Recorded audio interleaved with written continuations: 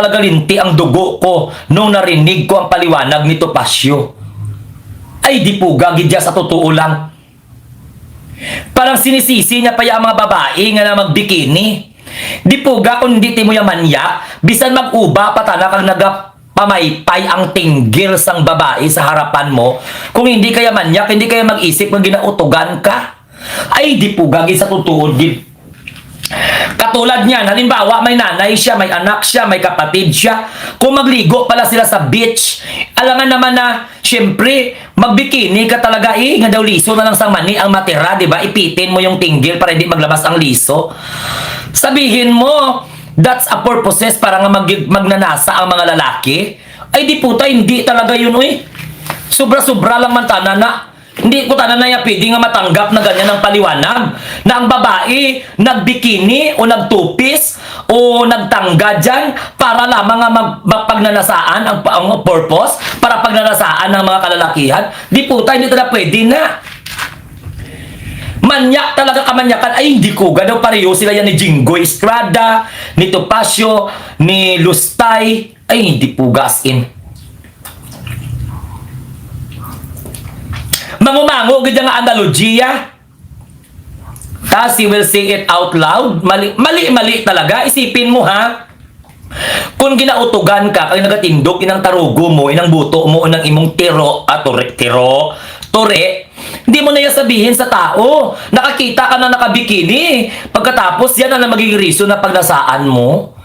Ang pagsuot ng bikini ng mga kababaihan, hindi para nga ipalabas ang kamanyakan ng mga kalalakihan. That's not a purpose. Di ba? Hindi yan purpose na magsuot sila ng panty at saka ng bra. Ay, di puta talaga as in a national television. Correct? Yan ang napapala ng grabe kasamba kay Digong. Si Digong manyak man to. Pero noong una, Diyos ko, inaamin ko, di puta, nagapamalakpak ako iya. Ang hindi ko maintindihan, ano kaya ang lasa sang hininga ni Digong nga, tipuga ang mga babae, daw ginasupsop niya pa iya ang bibig ni Digong kung makapag lips to lips. Sabi ko, ano tanan ng mga klase? Oy, Ma'am Jen Rabara! Oy, Ma'am Jen, nasaan na yung Gcash mo? Ginahintay ko, wala may dubating, ha? Good morning kay Ma'am Jen from United Kingdom. Hindi ko talaga ma-explain. Promise kung anong klase nga paliwanag. Sinuportahan niya si Suntay. Sa bagay, pamilya Duterte nga pinagtatanggol si Suntay. Di ba? Hindi ko talaga maintindihan, guys, kung ano ang mga pumapasok sa mga utak nila. Sino dito yung nakarinig ng paliwanag? Abogado ka. Ang pagsuot ng bikini at saka ng tupis, hindi mo iisipin na instinct mo, ay, ginamanyak niya ang mga kalalakihan o binibigyan niya ang mga kalalakihan ng pagkakataon para yung libido magtaas. Hindi po ganun. Abogado at that, ha? Kaya no wonder. Itong bilat inamo nga Topacio do ay Ginoo ko. Akala mo walang nanay, walang tatay, walang kapatid na mga babae nga nagapanti? Diba? Nasaan na gani yung paliwanag niya dito man? Gusto nyo ba marinig ang paliwanag ni Topacio? Gusto nyo ba marinig ang paliwanag ni Topacio? Pues, ipakita ko, iparinig ko sa inyo ang paliwanag ni Topacio, guys. Di puga talaga. Kung manya ka gino. Ako ya, bisa ni pamaypay pa, itaplak pa ng tinggil sa mga bigaon din ng mga babae. Hindi ko ya magtindog ang tarugo ko, You can control that kung hindi mo manyak. Naalala ko, Sir Glenn, yung babaeng di daw mapapabimbang hanggat di nakalabas si Digong. Diniscuss natin yun. Correct! Yung babae na Ginoo ko Santissima Trinidad, gin-issue niya iya ang katisang bilat niya. Inaano man ta natin mga Duterte supporter man. Buti na gani si Memomoto na alala pa yung discussions na hanapin ko gani yan. Pero ito mga kamunting tinig. Isipin mo ang paliwanag ni Topacio dito, di putagit as in mango-mango gidya. Di ko kita na maintindihan mo doon nagasakit na akong tarugo sining iya nga mga pangimbalman. Sobra-sobra na kita na niya kamanyakan ba. Isipin mo, yan ang paliwanag niya, paspilan talaga ng mga DDS ito. humingi na nga ng apology ang asawa ni Suntay kay Ann Curtis. Binira pa ya sang gago nga manyak niya nga abogado ang kapatid ni ni Ann Curtis. Para kay Topacio, pagsuot daw ng bikini ng mga babae para daw pagdadasaan.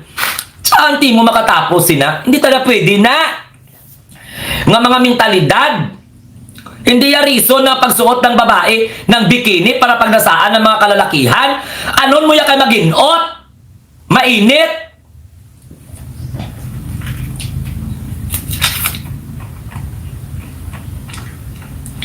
Delikado nga mga mentalidad to. Oh, pakinggan nyo. Kung na, may pakinggan kay walang ipatay ko man ang mute. Oh, Nang iniisip mo, may nakita kang babae, gusto mong gahasain, gusto mong halayin, gusto mong daklutin, harapan na, Hindi kasalanan yun. ha? Yan, yung kapatid, dumanat pa, si Jasmine Curtis, Opo. na parang binabastos daw yung kapatid niya, hindi. Pag nakakita ka ng babae na gusto mo gahasain, pag-iisipan mong gasain yung mga babae, hindi na kuno kasalanan. Pag di puta, tani tampuyungon ka ni Jesus Christ.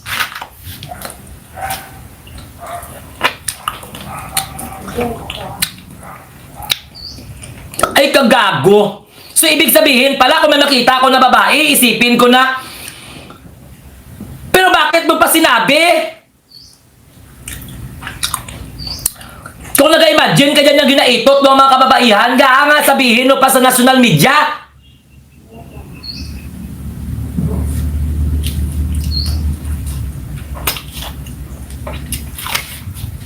Doon matunaw man ang ice cream ko. Litsuga si Sara Duterte ang pinag-isipan natin at saka 10 Marites, 8 Marites pagkatapos. Benny Rad, shout out! Good morning! Sipin mo yan? Pakinggan ninyo mga DDS. Mapanulay ka mo. Nang iniisip mo, may nakita kang babae, gusto mong gahasain. Oh, may nakita ka daw na babae. Gusto mo gahasain.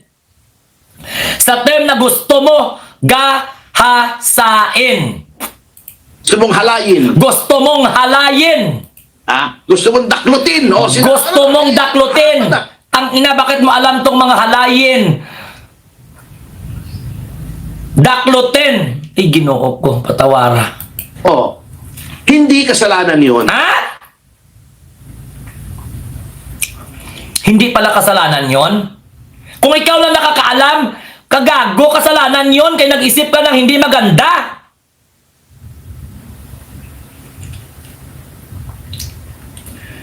Anong espiritualidad ang mayroon ka? Nag-isip ka na, naghahasain mo, halayan mo, daklutin mo. Hindi pa rin kasalanan yon. Hindi kasalanan sa mata ng tao, pero sa mata ng Diyos, kasalanan yon. Dahil nag-isip ka ng hindi maganda. Di puta ka man, Timuya. Yan, yung kapatid, dumanat pa. Ano expectation mo sa pamilya ni Ann Curtis? Magiging masaya sa reaksyon ni Bong Suntay? Na nakita niya si Ann Curtis? Sa gawa-gawa niya lang, sa imahinasyon niya, ang totoo niya lang daw na sinabi, yung maganda si Ann Curtis. Kung ako kaya ang kapatid ni Ann Curtis, matuwa ako sa kadiputahan nyo. Abogado kayo nga mga naturingan. Observant pa ng International Women's Day ngayon. Araw ng mga kababaihan, ng nanay mo, ng kasintahan mo, ng asawa mo, ng kapatid mo, pagkatapos yan ang mga pananalita mo. Sana pagrespeto nyo sa mga kababaihan. Hindi po, tata na. Araw-araw lang tanan nga nagapinaugtas ni mga DDS ni sa akin man.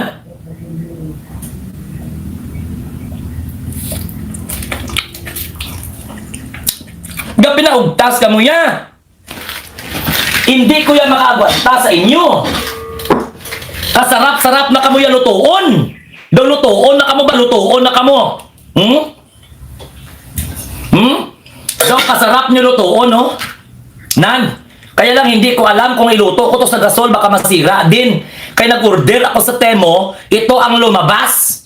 Sabi ko, paano ko ito lutuan? Kaya baka masira ito. Kaya kailangan pala ito yung mga infrared kuno at saka mga kailangan, ay di puta nga mga klase ng pangabuhi. Kasarap nyo lutuin, lagain at saka i-pressure cooker para maglambot yung mga alipantakan nyo.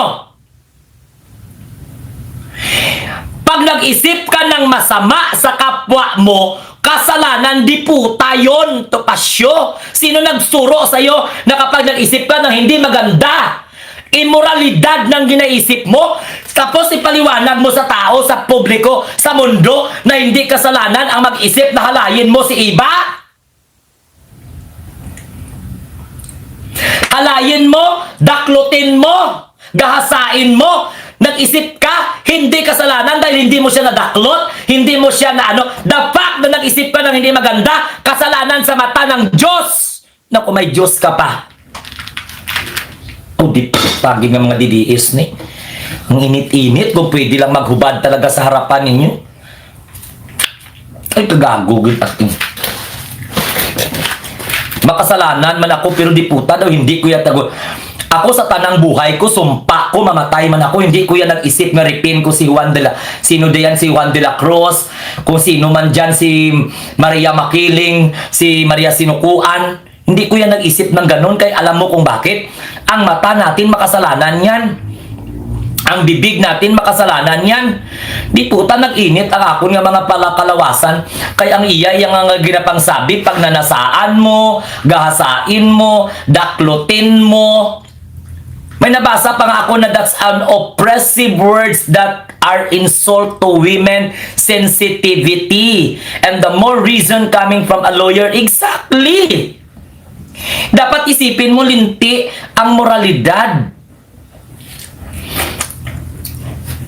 Halimbawa, patayin ko ito mamaya. Kahit hindi mo pinatay yun, nag-isip ka, kasalanan yun. Kaya hindi ko na maintindihan, paano hindi ako mag-init? Pakinggan nyo man ang mga mentalidad niya, yun ang ituro mo sa mga apo mo.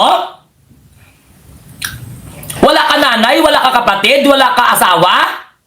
Ngayon, kung halimbawa, di puta ka Topasyo, makita pala yung asawa mo. Pagkatapos ang kumpari mo, pare, alam mo na pag-isipan ko kaya na gasain ang asawa mo ba? Daklutin ko ang suso niya, kulikutin ko ang putay niya. Kaya ano na pakiramdam mo? Ipagpalagay natin may kumpari ka. Inamin sa'yo na isang araw pinagnanasaan niya ang lahat ng kababaihan.